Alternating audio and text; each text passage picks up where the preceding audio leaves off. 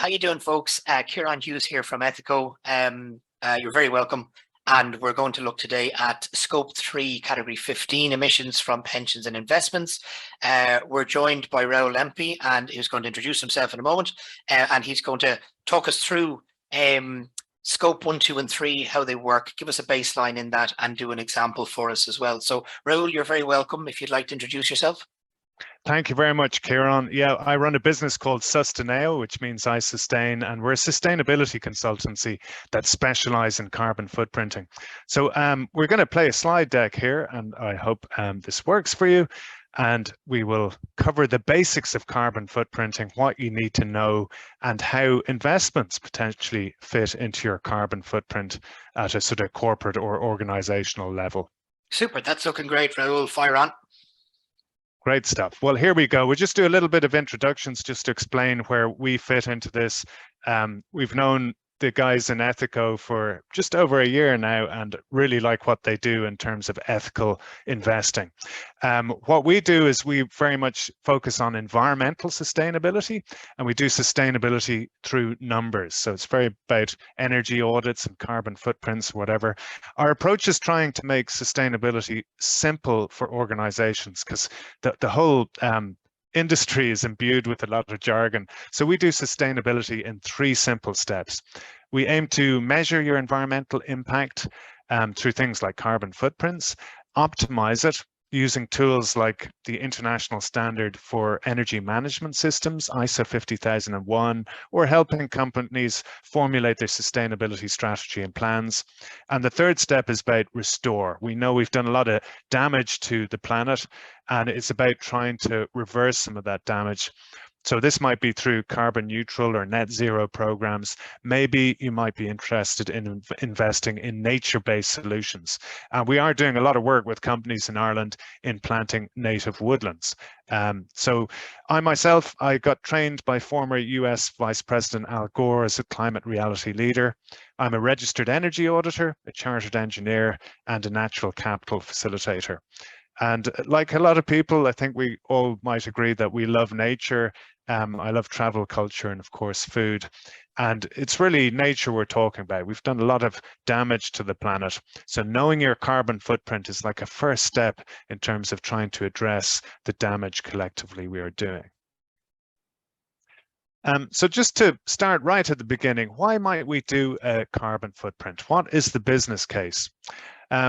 When we talk about sustainability, there's probably 4 principal drivers as to why you get involved in this. Firstly, it's about building business resilience and increasing your own competitive in a changing market. Secondly, it can drive innovation and transform business practices. And that's the bit we kind of enjoy, is when we're innovating. Thirdly, it's about building credibility and reputation. So your buyers may demand that you have sustainability or green credentials. It could be about investor confidence, brand enhancement. All of these are becoming probably the most important of these 4 drivers in terms of why we do sustainability. And lastly, if you're doing it, it means you're ready and prepared for shifts in public policy. Public policy is moving really fast in this space. So if you're doing sustainability, you're more likely to get a competitive edge over other businesses and win new business, but also be ready for the changing landscape. Now, if we focus in on a carbon footprint, that's a sort of branch of environmental sustainability. So sustainability normally has 3 areas. We have social sustainability, environmental sustainability, and financial sustainability. So the carbon footprint sits under environmental sustainability, and it's very much about our contribution to climate change and what we can do about it. So why businesses are coming to us to help them work out their carbon footprint, it helps them win business. So knowing your carbon footprint number in conjunction with having a credible plan to reduce your own emissions has become a social license to do business. And we've seen a lot of activity in this space in the last 2 years.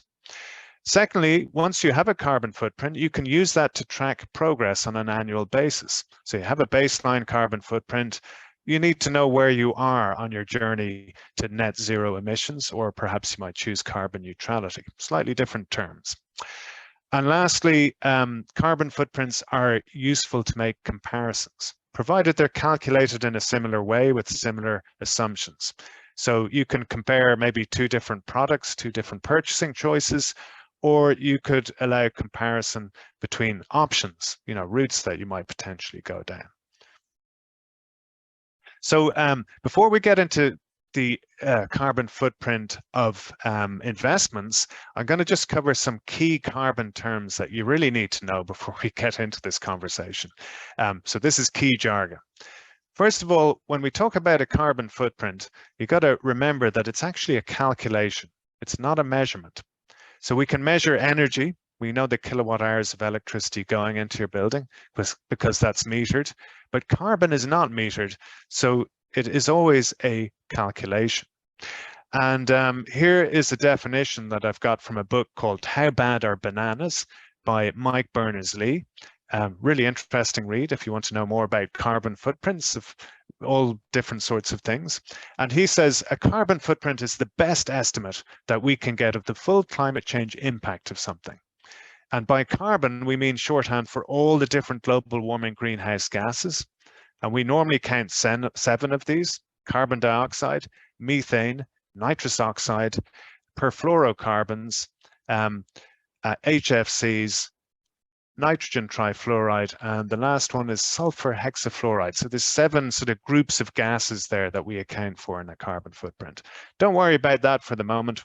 We'll just call it carbon dioxide equivalent for shorthand.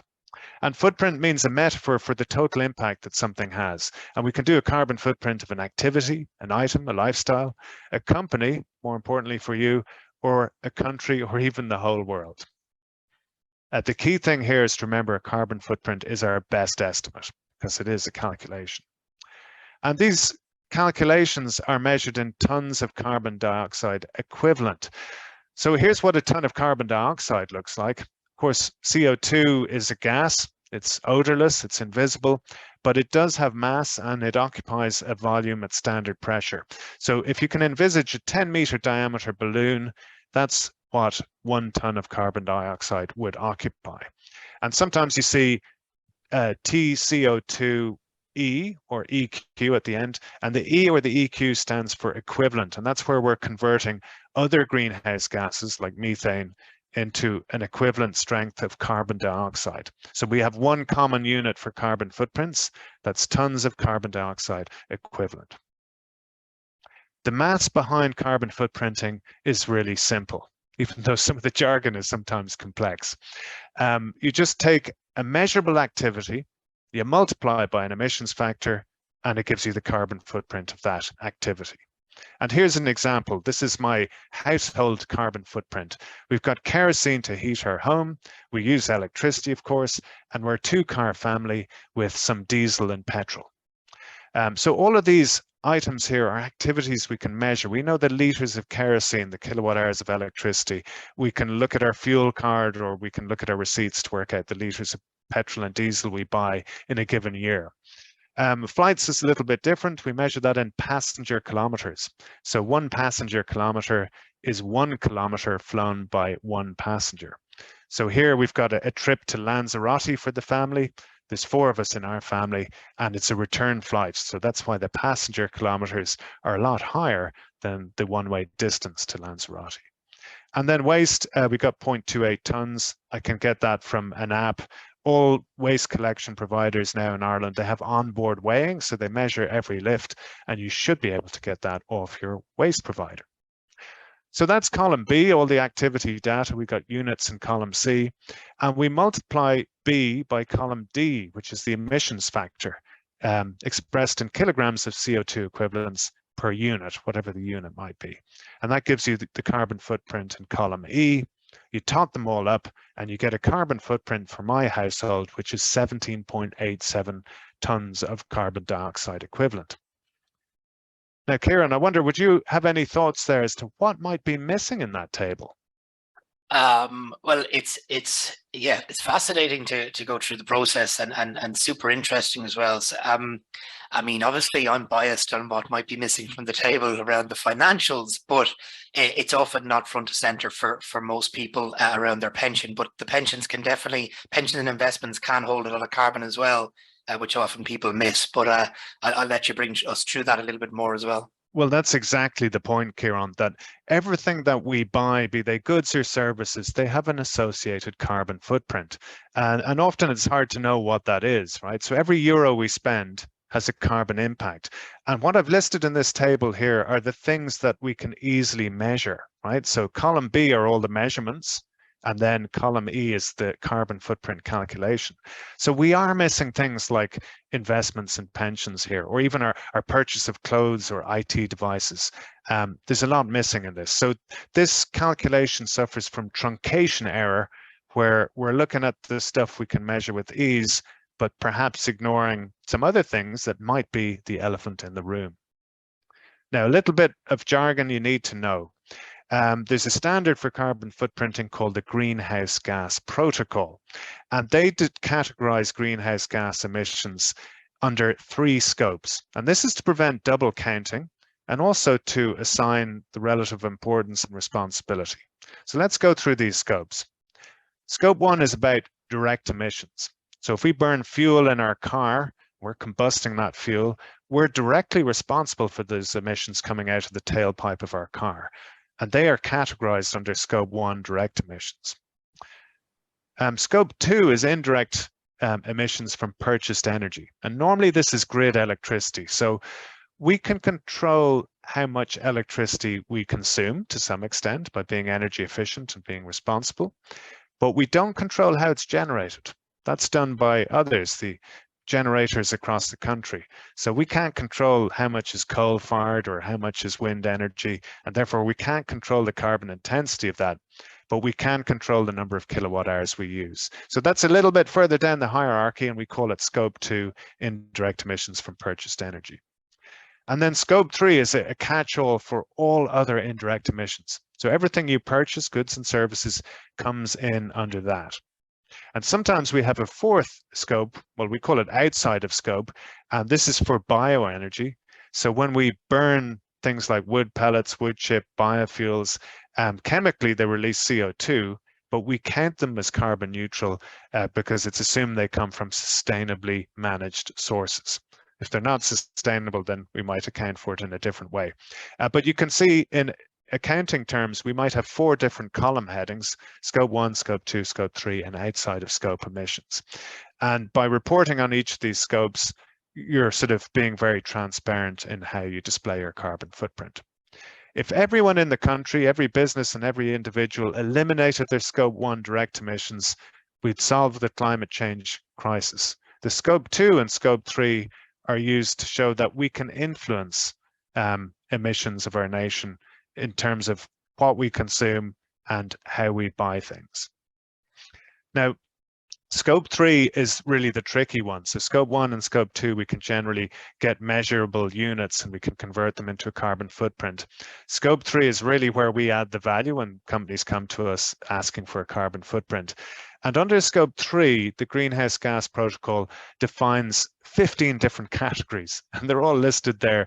They can be under upstream activities, or they can be downstream activities. So everything from leased assets, employee commuting, business travel, down to the use of products you might manufacture, and even investments. And the focus today is we're going to discuss about investments, which comes under category 15 of the Scope 3 emissions. So without further ado, let's give you a business example, Ciarán. This is what we're all waiting for. Yeah. So to see where do investments lie in the big picture. And we've done an example business here. This is a bakery. They've got 100 staff, 4 vans, and 5 key ingredients to their baking goods. So 5 main suppliers.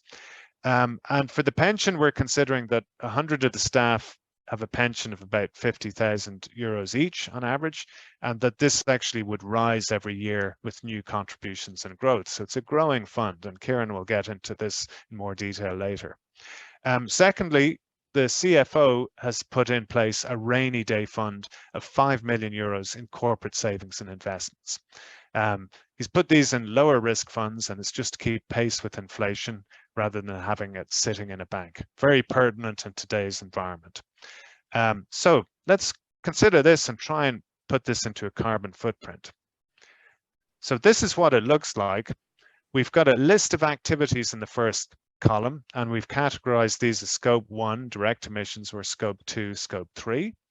And you can see scope 3 is further broken down into indirect emissions upstream in your value chain, and then indirect emissions downstream in your value chain. Each of these activities I've prefixed by S1, where S1 stands for scope 1, S2 for scope 2, and if I have S3.1, that stands for scope 3, category 1. And you can see in the second column, we have measurable quantities. So we know our natural gas. We've got fugitive emissions from refrigerants. So every year someone has to top up the refrigerant in the refrigeration use, and that causes greenhouse gas emissions. There's a fleet, there's electricity. In terms of purchased goods, like key inputs, we've got flour to bake cakes, we've got eggs, water, yeast, and chocolate. We've also considered fuel and energy related activities that are not included in scope 1, and these are well to tank or WTT emissions associated with the upstream production of gas. So this considers gas exploration, extraction, refining, and getting it to the point where we consume it. And so that adds additional emissions. Same for diesel and electricity. We've got upstream deliveries, so getting the raw materials to our factory. We've got business travel and flights measured in passenger kilometers. And we've got downstream transportation. So this is where we've got outsourced logistics providers, and they're getting some of our goods from our factory to the shops. And this is measured in ton kilometers. So like a passenger kilometer, 1 ton kilometer is 1 ton transported over 1 kilometer. And then down at the bottom, we have investments. So you see, I've got 5 million euros in a pension fund. So that's our 100 staff, 50,000 each. And we've got 5 million in corporate savings. So for each of these, I've applied an emission factor and the source where I found that emission factor. And these are all highlighted in yellow in this table. So these are my assumptions. And by highlighting them in yellow, it's very easy for me to change them. So if Ciarán, for example, disagrees with my emission factor for pension funds at 150,000 kilograms of CO2 for every €1,000,000 invested, then we can change that factor and it will change the calculation under the tons of CO2 equivalent column. And that's really where we're going with this. So if we change the assumptions, you get a different number. And it's good to be transparent with this so people can challenge it. So we have tons of carbon dioxide equivalent. That's the calculation. So that's the quantity times the emission factor divided by 1,000 gets you the tons of CO2 equivalent.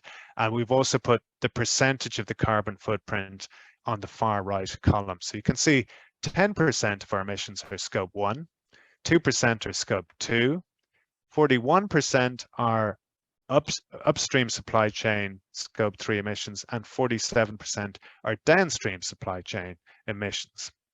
And I think what's interesting here, Ciarán, in this particular example, we've got quite a lot of investments. We've got 22% against the pension fund and 22% against the savings and investments.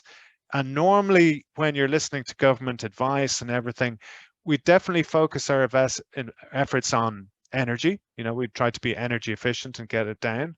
But we got 44% there in our investments versus a mere 12% in energy. And that's the difference in this case. Now, it's not always the same. Sometimes energy dominates, but that's the purpose of doing this carbon footprint analysis, that you can end up with a pie chart like this and you see what's significant. So we can see, yeah, energy is there, you know, maybe it's the first 12% or so, but then flour is a big one because that's our main ingredient.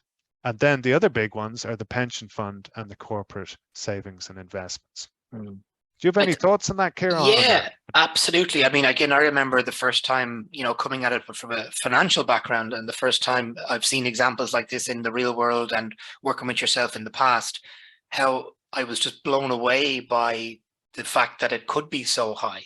That, you know, like, for example, if you walked into the CEO of this bakery and presented him with this, as you've done many, many times in various businesses, to see the level of the carbon footprint or the percentage of the carbon footprint that sits in the corporate investments and the pension fund, it must really take people by surprise because they're expecting diesel engines or ovens or whatever it's going to be, refrigeration.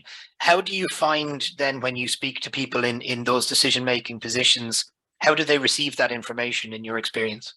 Yeah, I mean, it's usually a bit of an eye-opener because often the focus is on energy and operations.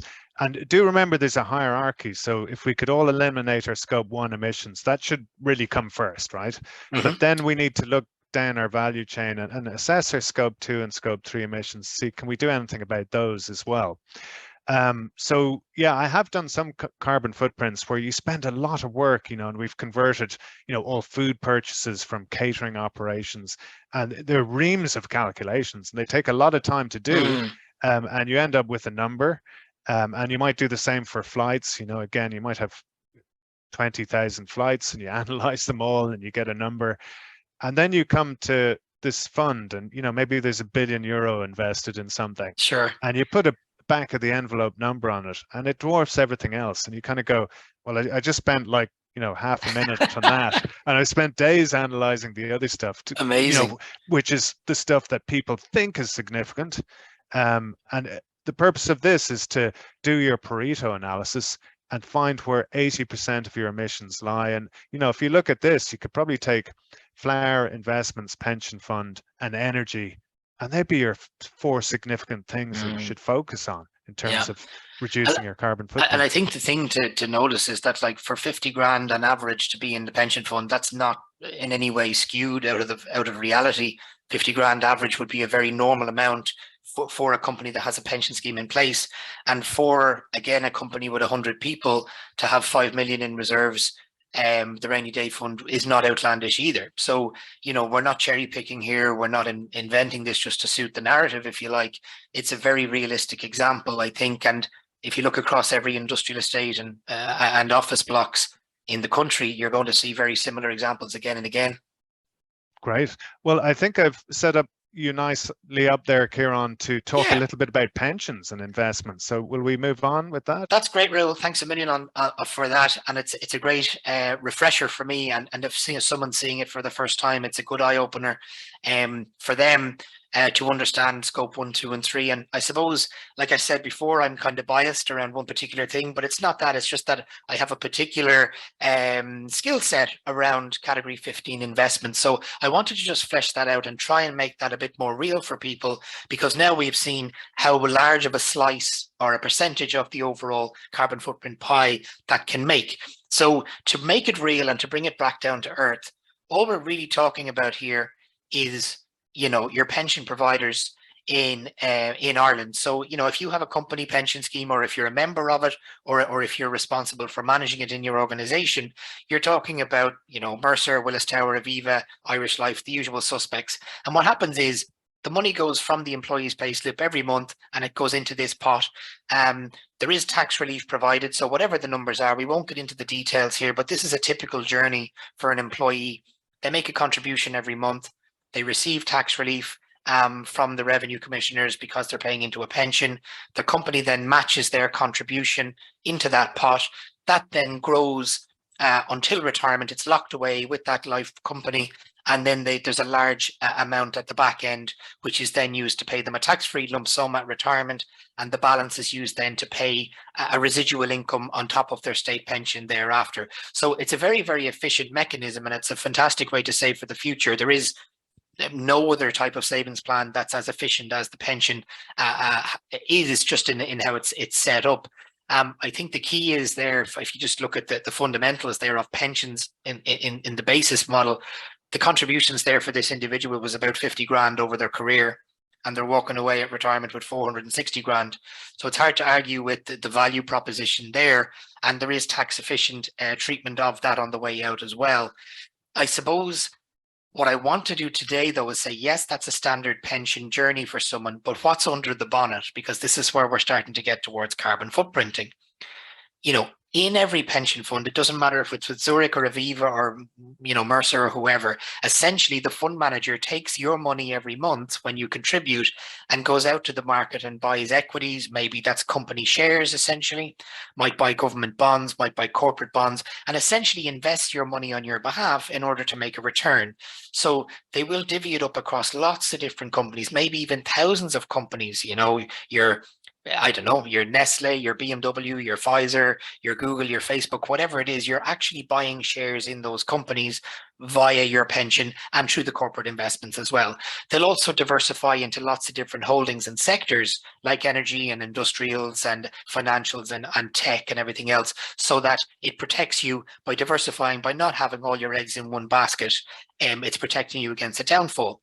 But bear in mind, you're not having all your eggs in one basket, but you're having your eggs in lots of baskets. So if there's a carbon footprint attached to that, you should be taking ownership of it as the owner of those shares. And we're going to look at that a bit more in a second.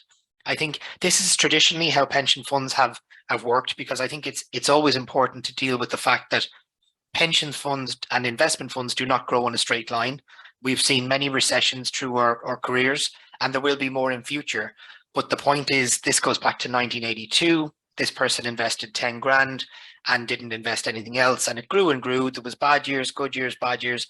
Overall, there's more good years than bad. And the fund is worth somewhere north of 200 grand at the minute, albeit it's down this year with Russia and inflation and those few things, but that too shall pass in the long run.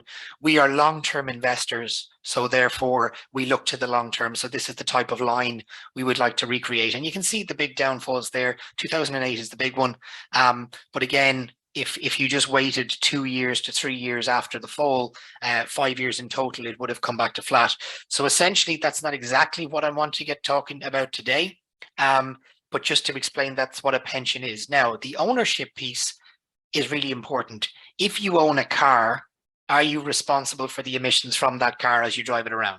Right, that's the simple example. Subsequently, then, if you own a business, are you responsible for the carbon emissions from that business? If you own a local factory or whatever, we'd say, yes, you are responsible for that, and you have to do what you can to reduce and offset potentially and work with those carbon emissions there. If you own shares in a company, although it's via your pension, you are proportionately responsible for the carbon emissions generated by the companies in your portfolio, because you actually do own a bit of Vodafone, or you do own a bit of Google, or you do own a bit of Facebook, or whatever it is, and their carbon footprint becomes yours. So if that's done through the company pension, essentially that's where it falls in scope 3.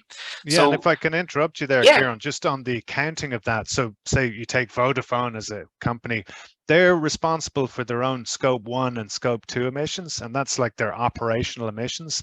But when you invest in them, they become your scope 3 emissions. Mm-hmm. That's why we classify and have scopes. It's to prevent double accounting. Right. So we're obviously Vodafone are working on reducing their carbon footprint, but it then becomes your scope 3 emissions carbon footprint. And this is where you can use your purchasing decisions to affect change. Absolutely. So I know we had this slide, or a very similar slide to it already, and this is just really to show where Ethico can bring value. For pretty much everything else, scope 1, 2, and 3, 1 through 14, I would be directing you back to Raoul and to Sustineo, because I just wouldn't have enough knowledge on that. When it comes to category 15, the investments, that's where we can bring knowledge. So there's a couple of quick points on this. Mentioned already was the Greenhouse Gas Protocol, which is the international accounting standard, but it's not necessarily mandatory. There is some good learnings there if people want to learn more. What's coming down the track, though, from a reporting and regulation point of view, is the CSRD, which is the Corporate Sustainability Reporting Directive.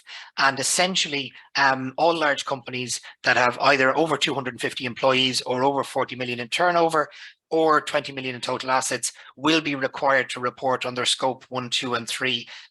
That's due. It's in the pipeline. It's being worked on in the European Union by EFRAG, and they have released a white paper, and the link to it's there. It's on page 44 if anyone wants to get into more detail.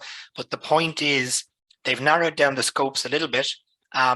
but they have included financial investments in that. So the upstream, the downstream, it's very similar. It's just a condensed version of what we already spoke about, business travel, and then in financial investments. So this is going to become mandatory investments inside the European Union for companies that trade there, which will put a significant reporting requirement on all those companies that fall into those categories. And it's quite broad, actually, the amount that's there. So it's just to be aware that, look, this regulation is coming, it's going to have to be dealt with, and you're going to have to play a part in it if you're one of the companies that falls into that grouping.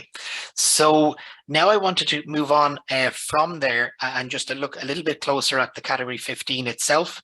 And essentially there's two different types. If a company invests via its pension or otherwise, directly or indirectly. So directly is where they buy another company partly or outrightly, they just buy it. Whereas indirectly is via its company pension or via an investment policy. So the two big ones, as we said, yes, are the pension scheme and the investment bonds. And that's the money, the company money being used to buy portions of other companies via those policies. What we're really interested in doing is how to reduce the carbon emitted from those funds. And here is a very simple example, and it carries on from the example we already have. The vast majority of pension funds and corporate investment funds in Ireland are invested in traditional funds, and they will just invest in anything, but they will invest quite heavily in fossil fuels, in mining. They'll also invest in some negative things like tobacco and weapons, although we're not speaking about that as much today. So you would have to ask yourself, what are you comfortable with your money being invested in? Now, the alternative and some of the alternatives that we offer are to move the pension to a sustainable fund. And I'll show the reasons why now. Essentially, let's take this example. There's 5 million in each pot.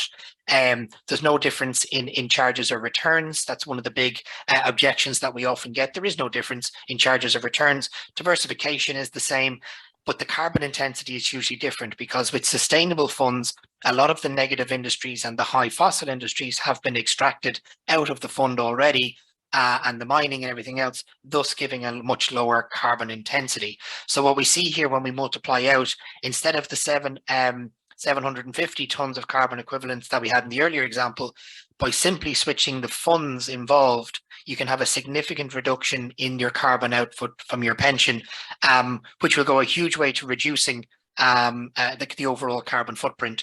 And that's a very, very oversimplified example. Just to finish out, a couple of quick points on this. We have an estimator on our website, which is free to use and is open to anyone. You can go on now. We've actually simplified it a bit more recently because it used to be the feedback we got were that the inputs were too complicated. So we've simplified it down and just say, look, how many people work in your organization? We've made some assumptions behind the scenes there, and it will spit out a figure. It'll depend on how many are in equities, how many are in bonds, and so on and so forth. But feel free to use that. For any company that wants accurate reporting and to get into the minutiae of, as I say, scope 1, 2, and 3, categories 1 through 14, I can highly recommend Raoul for that. For anyone who needs to get into the minutiae and the detail of their full carbon report just for the category 15, anyone who's interested in that, feel free to contact us. We can do that reporting first, so that empowers us then to make recommendations for alternatives, which can subsequently then reduce down your carbon emissions overall from pensions and investments. So look, my final message today is that overall there's 132 billion euro in Irish pensions. The vast majority of that is passively sitting in old traditional funds. It's sitting in oil, it's invested in gas, it's invested in coal, it's invested in tobacco and lots of other stuff that's not the nicest in the world. This money literally sits there for decades because it's a long-term investment, and it could be harnessed for the power of good. So if you are a decision maker in an organization that has a pension scheme or corporate investments, it's relatively easy to make that switch for good and can have a huge impact. As we said, mandatory reporting of scope 3 is coming. As we saw in today's example, the pensions and investments should not be ignored because they can make up a huge portion of the overall carbon footprint. And the key, I suppose, really for us is, unlike most carbon reduction projects where you might be doing solar panels or you might be doing electric fleets or whatever, there is no upfront capital cost. You don't have to take a big loan or find financing. Switching is easy and there's no setup fees. You literally be moving from Zurich to Aviva or from Mercer to someone else and getting access to their sustainable low carbon funds. So that's a really key thing to do. And I won't get into the other benefits that we provide because we're obviously very good in many other ways, but that's it for today's discussion. That's really where we add value. So I'm probably, I don't know, does anything grab you out of that section, Raoul, that you found interesting? I think it's amazing that we have 132 billion euros in purchasing power, and we're not harnessing that. I think if people were aware of this, they'd want to switch it. I mean, if it doesn't affect the final outcome in terms of what you get as a return.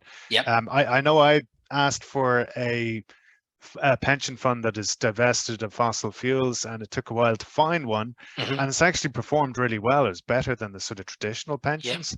Now, maybe I'm just lucky, but it's looking good. So it does the same thing, and at least I'm using my small purchasing power to do something. If we could all do that, what a difference it might make.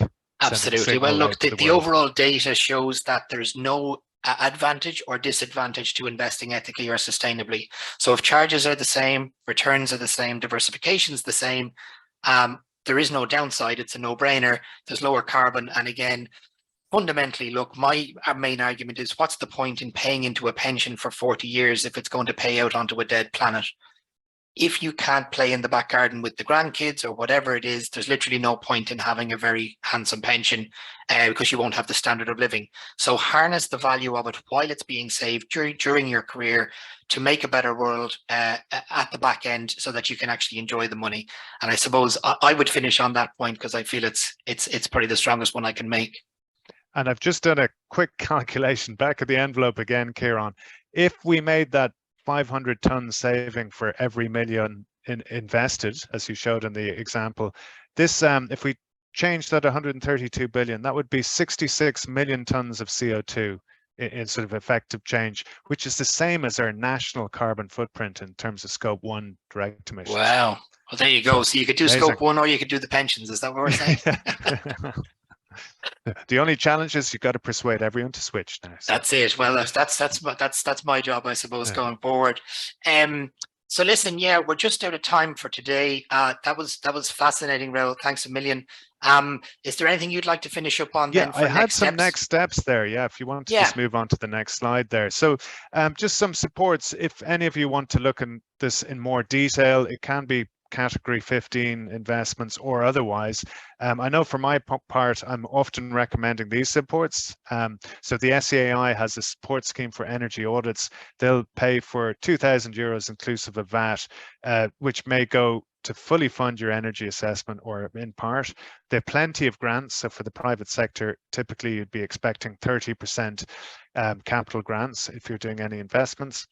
If you're a LEO client, local enterprise office, they have the Green for Micro program, and you can get again a 2-day assessment that's fully funded by the LEO, and it can do something like a carbon footprint with scope for reduction. So that could be something you could tap into. If you're Enterprise Ireland, even IDA clients, they have the Green offer. So that's for more in-depth analyses. They offer 80% funding up to 6,300 projects, and you can do that 3 times. So there's plenty of funding here to do all of this. If you want more training in it, there's a skill net called the Climate Ready Academy, and they have a sustainability pass you can do in your own time. And if you're particularly interested in energy, check out the Sustainable Energy Authority Ireland's Energy Academy. Again, that's online learning management system, and you can do modules that take 15 or 20 minutes on energy related topics. That brings me to a close, Ciarán. I think we just got some closing slides in terms of our contact details. Absolutely. That's what we do: measure, optimize, restore. And we have a link there if you're interested in tree planting initiatives in Ireland or overseas. We'd be happy to help. Fantastic. Well, I'll drop those slides in at the back end of the video and in the link. And Raoul, I just want to thank you for your time today. It was fantastic. It is fascinating. Every time we speak, I come away from our conversations buzzed about carbon, and just to it re-energizes me to know that there's other people out there who are interested in this, and that it is, you know, a valid thing to work towards, and that there could be huge change achieved if we all work together. So thanks for your time. Thank you so much, Ciarán. Absolute pleasure. We'll talk to you soon anyway. Best of luck.